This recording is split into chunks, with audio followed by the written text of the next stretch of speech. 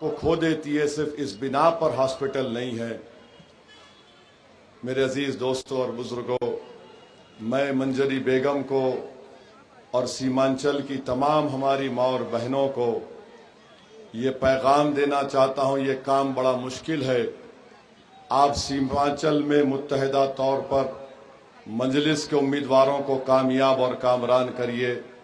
इंशाअल्लाह ताला हम कोई ऐसी मंजरी बेगम के बच्चों को मरने नहीं देंगे अस्पताल नहीं होने की बिना पर। इंशाअल्लाह ये काम मुश्किल है, मगर मुश्किल काम ही अल्लाह उसके चाहने वालों से कराता है। अपने फजल और तुफैल से अल्लाह कराएगा। मुझे यकीन है कि सीमांचल की आवाम जो आज मजलिस इत्तेहादुल मुस्लिमीन को अपने दिल में उसका एक अहम मुकाम बना लिया है, इंशाअल्लाह हम कोशिश करके अस्पताल की तामीर करवाएंगे। कोचा दामन में जैसा अभी हमारे सरवर आलम ने कहा कि यहाँ पर डिग्री कॉलेज की ज़रूरत है। बहादुरगंज में मैंने 5 साल पहले वादा किया था, आज वहाँ ज़मीन मिल गई और इंशाअल्लाह ताला वहाँ पर कॉलेज का तामीर का काम शुरू होगा। कोचा दामन में डिग्री कॉलेज की जिम्मेदारी असदुद्दीन ओवैसी की होगी। आप सरवर आलम को यहाँ से कामयाब करिए। बल्कि कोचा दामन में एक रेलवे स्टेशन को भी खोलना चाहिए। मैं इसके लिए कोशिश कर रहा हूँ और कोशिश करूँगा। पार्लियामेंट में इसकी आवाज़ उठाऊँगा कि कोचा दामन विधानसभा में एक रेलवे स्टेशन भी बनना चाहिए। यहाँ पे इसकी ज़रूरत है। नदी के कटाव का टातबंद का काम है, ब्रिजेस की ज़रूरत है, पुल की ज़रूरत है, स्कूल की ज़रूरत है। हमारे नौजवान जो पलायन करके चले जाते हैं, मैं कोचा दामन की जनता को, बलवा पंचायत की जनता को बताना चाह रहा हूँ, ये बात सच है कि मैंने ऐसे कई सीमांचल के गांव में इस बात को सुना उन माओं से कि मेरा बच्चा स्कूल को जा रहा था, क्योंकि पुल नहीं था, कश्ती में जा रहा था, कश्ती से गिरकर डूबकर मेरा बच्चा मर गया। मैंने अपनी कानों से सुना कि बच्चे स्कूल को जा रहे हैं, रोड नहीं है, एक्सीडेंट हुआ, बच्चा मर गया। मैंने उन माओं से, उन ज़ईफ माँ बाप की ज़बानों से सुना कि 16 साल में हमने अपने बच्चे को खो दिया। 16 साल की उम्र में बच्चा पंजाब चला गया, जलंधर चला गया, दिल्ली चला गया, हैदराबाद, मुंबई चला गया। और बाज ने मुझे कहा कि बच्चा जाने के 1 साल के बाद उसकी लाश हमारे घर को आई। मैं जानता हूं कि भूख और फाका कशी से लोग परेशान। मैं जानता हूं कि सीमांचल के गांव में नौजवान नजर नहीं आते। मैं जानता हूं, इन तमाम चीजों को मैं जानता हूं। इसीलिए जब मजलिस सीमांचल के इंसाफ की बात करती है तो इन तमाम को पेट में दर्द शुरू हो जाता है। ये जालिम लोग जो कई मर्तबा विधायक बने, ये जालिम लोग जो बरसर इख्तिदार पार्टी के साथ रहे, इन्होंने सीमांचल से इंसाफ नहीं किया। हम इसलिए कहते हैं कि कोचा दामन से मास्टर मुजाहिद को वोट नहीं मिल सकता इंशाअल्लाह। हम इसीलिए कहते हैं कि किशनगंज से खबरुल हुदा साहब को वोट नहीं मिल सकता इंशाअल्लाह। हम इसीलिए कहते हैं कि ठाकुरगंज से प्रोफेसर मुसव्विर आलम को टिकट नहीं मिल सकता, इसलिए कि ये दल बदलू लोग हैं, इसलिए कि इनके मिजाज में ठहराव नहीं है, इसीलिए कि उनके चाहने वालों को भी नहीं मालूम कि सुबह कौन सी पार्टी में रहेगा और शाम में कौन सी पार्टी में चला जाएगा। इनको वोट इसलिए नहीं मिल सकता कि इनके पास न बीजेपी में, ये बीजेपी को भी जरूरत पड़ा तो न मोदी के सामने अपना सर झुका देंगे, और अगर गरज निकल गई तो फिर आपके सामने आकर सेकुलरिज्म का चोला ओढ़कर आएंगे और कहेंगे देखो हम तो आपके पास आ गए। मेरे भाई, इसीलिए हम कहते हैं कि अख्तरुल ईमान जो अमूर से लड़ रहा है उनके खिलाफ वहां पर एक बुजुर्ग हैं और वहां पर एक जेडीयू के सबा जफर हैं, बुजुर्ग मस्तान हैं। और मस्तान साहब 30 साल के विधायक रहे, कुछ नहीं किया। सबा जफर जेडीयू में मास्टर की तरह रहे, अमूर में कुछ नहीं किया। बैसा में गुलाम सरवर के खिलाफ सुभान साहब हैं, 11 इलेक्शन लड़े सुभान साहब और कुछ नहीं किया बैसी की जनता के लिए। मैं अपनी आंखों से देखा हूं, बसेस खड़े रहते बैसी के बच्चों को पंजाब ले जाने के लिए। मैं इसीलिए कह रहा हूं कि अररिया में इबादुर रहमान साहब को वोट नहीं मिल सकता, क्योंकि 10 साल विधायक रहकर वो कुछ काम नहीं कर सके। मैं इसीलिए कह रहा हूं कि बलरामपुर से महबूब साहब को वोट नहीं मिल सकता। आदिल हसन को कामयाब करना है ताकि उस जनता का विकास हो सके। बलरामपुर में 8-8 घंटे लाइट नहीं आती, नौजवानों ने एहतजाज किया तो पुलिस ने फायरिंग कर दी, 2 बच्चे मर गए। मैं इसीलिए कहता हूं कि ठाकुरगंज से जनाब सऊद साहब को वोट नहीं मिल सकता, क्योंकि वो जनता के दरमियान में खड़े होकर 15 लोग का नाम नहीं ले सकते जनाब सऊद साहब। इसीलिए गुलाम हसनैन को वहां से कामयाब होना है, अख्तरुल ईमान को मूर से इंशाअल्लाह कामयाब होना है, बैसी से गुलाम सरवर को कामयाब होना है, अरारिया से मंजूर आलम को कामयाब होना है, बलरामपुर से आदिल हसन को कामयाब होना है, किशनगंज से शम्स आगाज को और कोचा दामन से सरवर आलम को कामयाब होना इंशाअल्लाह ताला। मैं कोचा दामन और बलवा की जनता को बता रहा हूं, हम इनको सिर्फ एमएलए नहीं बनाना चाहते, बल्कि सीमांचल में जुल्म के खेल को खत्म करना चाहते हैं, गेम ओवर करना चाहते हैं लोगों का। ये खेल खेल रहे हैं सीमांचल की जनता से, जिंदगियों से खेल खेल रहे हैं। और आज मास्टर सुना कि सभाओं में रो रहे हैं। मास्टर साहब कितने बच्चे मर चुके हैं। मैं जानता हूं बिहार के बच्चे हैदराबाद में काम करते हैं, बैग सीते हैं, मजदूर का काम करते हैं। लोग आकर मुझसे कहते हैं कि साहब बच्चा इंतकाल कर गया, हमारी मदद करिए, हम लाश को बिहार लेके जाना चाहते हैं। उसके माँ बाप फोन करके बोलते हैं बच्चे स्कूल को नहीं जाते।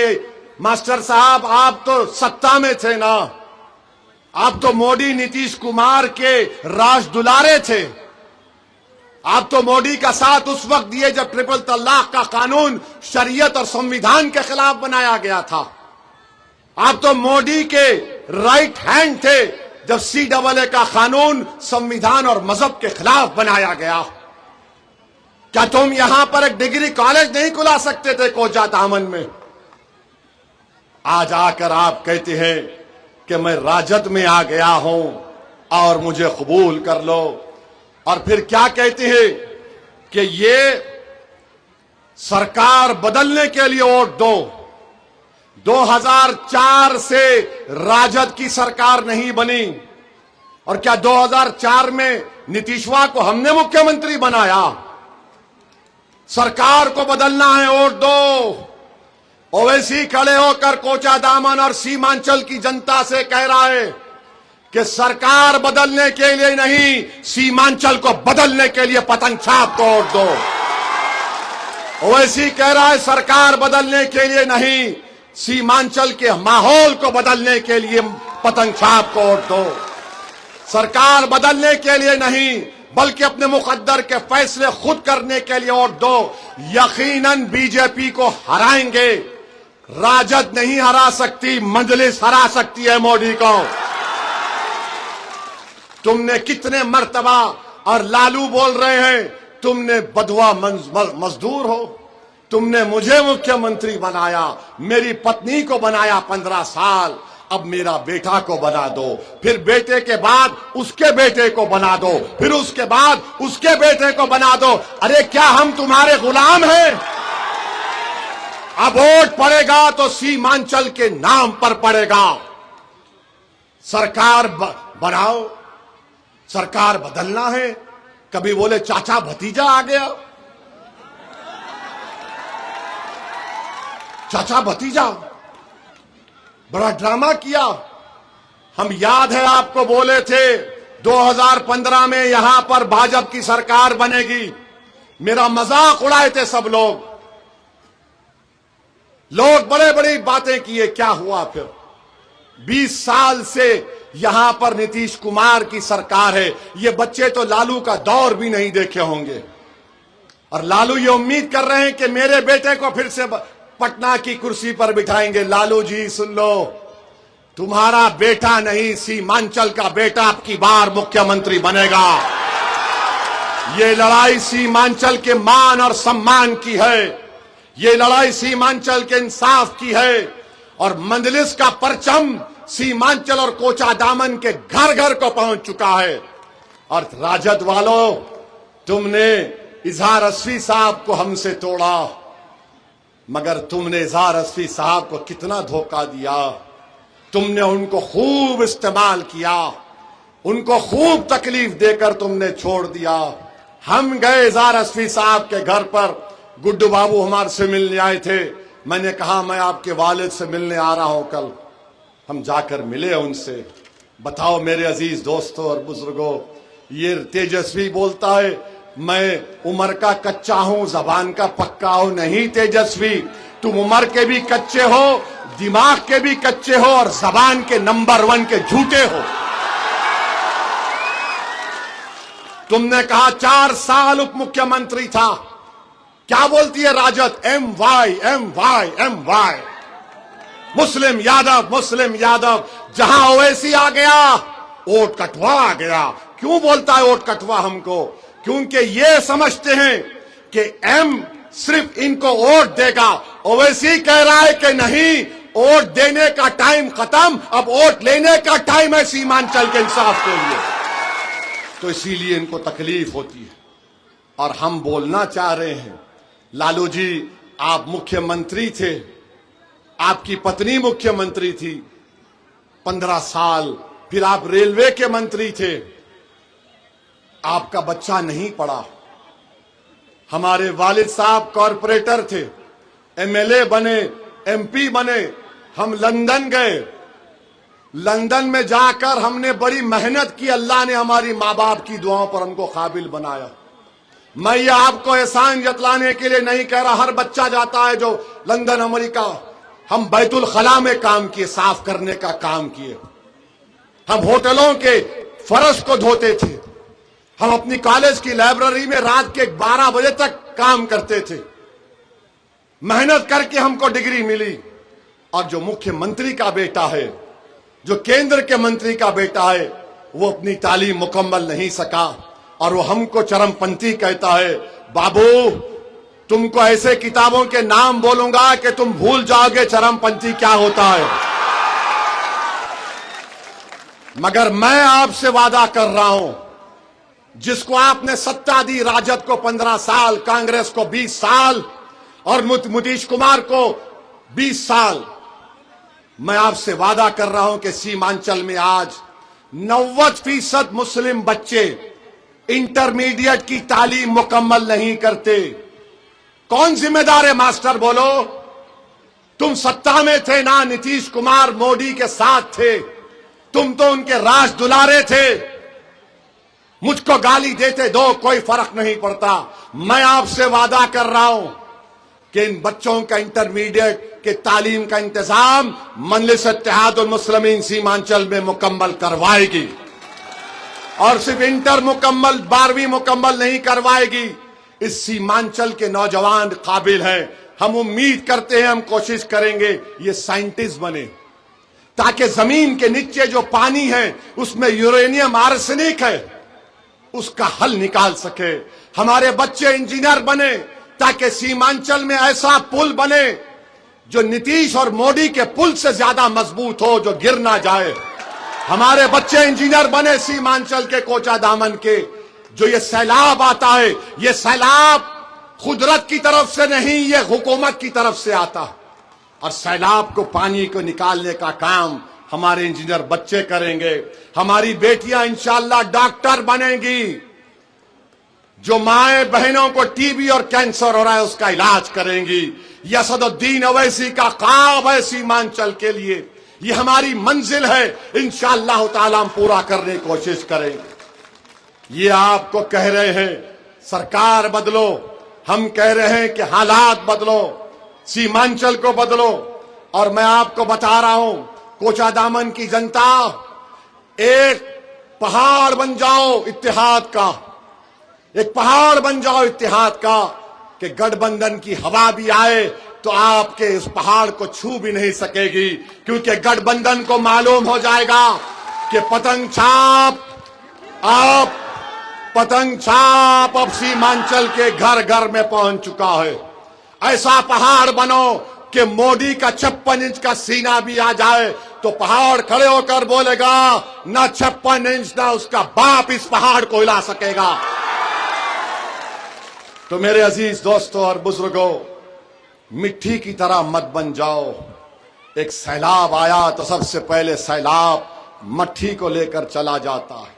पहाड़ बनो, इत्तेहाद का पहाड़ बनो, उम्मीदों का पहाड़ बनो, और हम तुम्हारे साथ थे और रहेंगे इंशाअल्लाह ताला।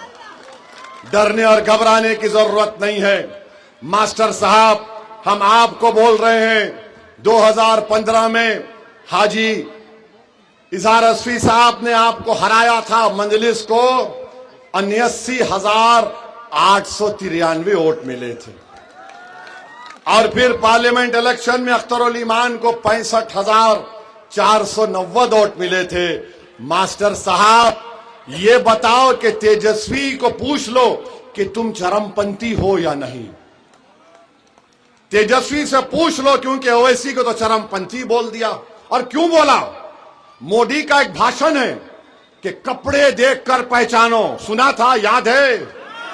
मोदी ने कहा था कपड़ा देखकर पहचानो, तो तेजस्वी मोदी का छोटा भाई बन चुका। उसने हमारा कपड़ा देखा, चेहरे पे दाढ़ी देखा, टोपी देखा, तो सबको बोल दिया चरमपंथी है। ये तेजस्वी आपके यहीं पर नरकटियागंज में दीपक यादव को टिकट दिया, तलवार बांट रहा है, गूगल पर देखो।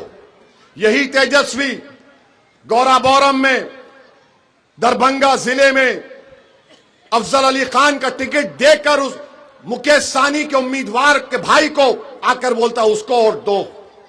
मेरे भाई, अगर 17% अल्पसंख्यक समाज मुसलमान बिहार में है, उसमें 2-3% निकाल लो आप, अपर कास्ट के मुसलमान हैं। सबसे ज्यादा समुदाय अल्पसंख्यक समाज का मुसलमानों का, 3.5% का उप मुख्यमंत्री हो सकता है, मगर 17% से लॉलीपॉप हाथ में मिलता है। मास्टर मुजाहिद, तुमको क्या मिलेगा बताओ? बताओ तुमको क्या मिलेगा? अरे तुमको कुछ मिलेगा भी तो तुम क्या काम कर सकोगे? इजहार असफी ने 5 साल हमसे दूर रहे, मगर मैं तारीफ करता हूं उनकी कि उन्होंने कोचा दामन में दलालों और गुंडागर्दी को फरोग नहीं दिया, दलालों का राज होने नहीं दिया। उन्होंने शराफत से काम किया, मगर तेजस्वी उनकी शराफत को कमजोरी समझा। अब तुझे पता चलेगा इजहार असफी 11 तारीख को क्या करेगा इंशाअल्लाह ताला। मेरे भाई, याद रखिए, 1960 से लेकर 2020 तक जितने बिहार में विधानसभा के चुनाव हुए, कितने मुसलमान एमएलए बने? 7%। कितने यादव बने? बोलो तेजस्वी, बताओ आप। इतना कम विधायक बनता है। तो मैं आपसे अपील करने आया हूं कि अपने इत्तेहाद को मजबूत रखिए। और किसी शायर ने बड़ा अच्छा कहा था, किसी शायर ने राजद, कांग्रेस, बीजेपी और जेडीयू के बारे में कहा है, 75 साल इन 4 पार्टियों के पास सत्ता रही, और आज मोदी बोलते हैं कट्टा कट्टा आएगा, कट्टा आएगा। मोदी जी, ये 2015 से 2023 तक आपकी सरकार बोल रही है कि बिहार में 26,375 मर्डर हुआ है, कत्ल हुआ है, यानी हर साल 3,200 लोग मारे गए। मोदी जी कैसा मरे? सर में दर्द आके मर गए, मर्डर हुआ है, और आप नीतीशवा के साथ हैं। तो मेरे अजीज दोस्तों और बुजुर्गों, जिन्होंने सीमांचल से इंसाफ नहीं किया, किसी शायर ने अच्छा कहा, किताब सादा रहेगी कब तक, कभी तो आगाज बाब होगा। जिन्होंने बस्तियां उजाड़ी, कभी तो उनका हिसाब होगा। और सुनो तेजस्वी, सुनो मोदी, सुनो नीतीश कुमार, वो दिन गए जब हर सितम को वो दिन गए जब हर सितम को अदाए महबूब कह के चुप थे। उठेगी उठेगी हम पर कोई ईंट तो उसका जवाब ओट से दिया जाएगा। और सुकूते सहरा में रहने वालों, मास्टर, सुकूते सहरा में रहने वालों, जरा रुतों का मिजाज समझो। जुल्म का खातिमा होगा। और सुन लो नरेंद्र मोदी, नीतीश कुमार, तेजस्वी, तुम अपने आप को वक्त का फिरौन और नमरूद और यजीद समझते हो। अगर तुम नमरूद हो तो इब्राहिम आएगा इंशाअल्लाह। अगर तुम फिरौन हो तो मूसा आएगा। अगर तुम यजीद हो तो हुसैन आएगा। अगर तुम बादशाह हो तो मुजद्दिद अल्फसानी आएगा। अगर तुम जालिम हो तो टीपू सुल्तान आएगा। अगर तुम अंधेरा हो तो मंदलिस नूर लाएगी। अगर तुम बातिल हो तुम, हक आएगा इंशाअल्लाह ताला। और हम अपने शेरशाहवादी भाइयों से कहना चाह रहे हैं, कोई माई का लाल अगर तुमको घुसपैठी कहेगा तो ओवैसी के सामने आकर कहना पड़ेगा। ये सीमांचल की सरजमीन सबकी जमीन है, किसी को हक हासिल नहीं है, घुसपैठी बोलता है। तुम प्रधानमंत्री अमित शाह, गृह मंत्री नीतीश कुमार 20 साल से मुख्यमंत्री, तो